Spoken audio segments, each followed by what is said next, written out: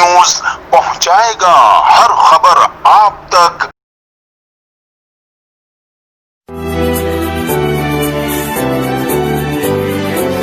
माँ कश्मीर तो जन्नत है ना, जन्नत में तूफान है क्यों।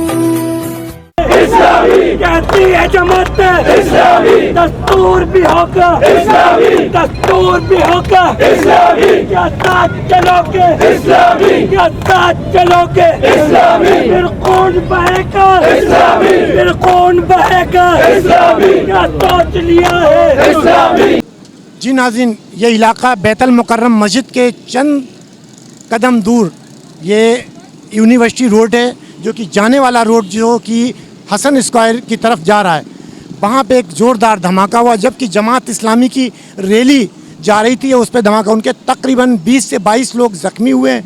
और ये रैली कश्मीर डे के हवाले से मनाई जा रही थी और अपनी रवा दवा थी रोड पे, उस पर यह धमाका हुआ है और क्रैकर धमाका ये फेंका गया है। वक्त मैं मौजूद हूँ बैतुल मुकर्रम मस्जिद के चंद कदम पहले एक जमात इस्लामी की रैली जा रही थी, उस पर यह धमाका हुआ। तकरीबन इनका कहने के मुताबिक 20 से 22 लोग जख्मी हुए। आए मेरे साथ एक साहब मौजूद हैं जिन्होंने वाक़या देखा है, क्या कहें सर, क्या कहें।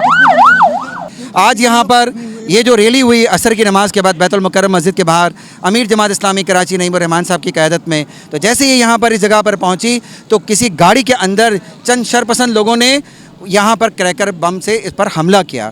और ये कोई टाइम होगा कि अराउंड कोई तकरीबन 6:15 और 6:30 बजे के दरमियान का, और वो क्रैकर बम था, दस्ती बम था। गाड़ी में यहाँ से जाते हुए, क्योंकि ये 2 रैया रोड है, एक जाने वाला जो हसन स्क्वायर की तरफ जाता है और एक हसन स्क्वायर से नीपा की तरफ, तो जो हसन स्क्वायर से नीपा की तरफ जा रहा था उस पर गाड़ी में बैठे हुए शरपसंद लोग जो कि नहीं चाहते थे कि यहाँ पे कश्मीर के अंदर जमात इस्लामी ये रैली निकाले, वहाँ पर उन्होंने क्रैकर बम से हमला किया। और वहाँ पर उसी वक्त मोटरसाइकिल के करीब ये बम धमाका फटा और उसी के साथ हमारे 10-20 के करीब हमारे जो कारकुनान थे वो ज़ख्मी हुए। उनमें हमारे नूरुल हक कादरी साहब जो नायब अमीर जमात इस्लामी ज़िला गरबी, हमारे ज़िला गरबी के कारकुनान, हमारी वस्ती के, हमारे शर्की के।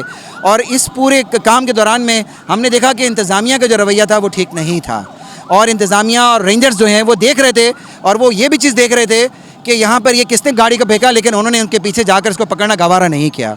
और हम ये देखते हैं कि जो सिक्योरिटी के जितने भी इंतजामात हैं, ये इतनी बड़ी बड़ी गाड़ियाँ तो आज अभी नज़र आ रही हैं, लेकिन अगर एट द मोमेंट अगर सिक्योरिटी देने की बात करें तो वो सिक्योरिटी कहीं हमें नज़र नहीं आई।